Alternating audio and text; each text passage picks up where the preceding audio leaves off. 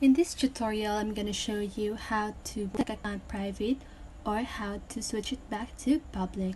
So if you're using Android, don't worry because the process is still the same. So let's get started.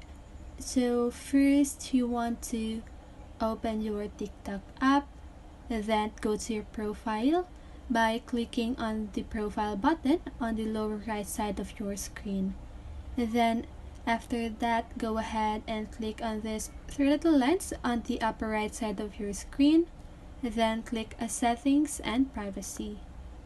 Then once you've done that, just go ahead and click Privacy, and you can see the private account section.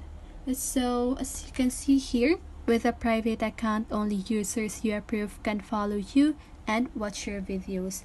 Your existing followers won't be affected. So if you want to private your account, just go ahead and toggle that switch on. So let's just wait. And then if you want to make your account public, just again toggle that switch off and click switch. So that's how you do it.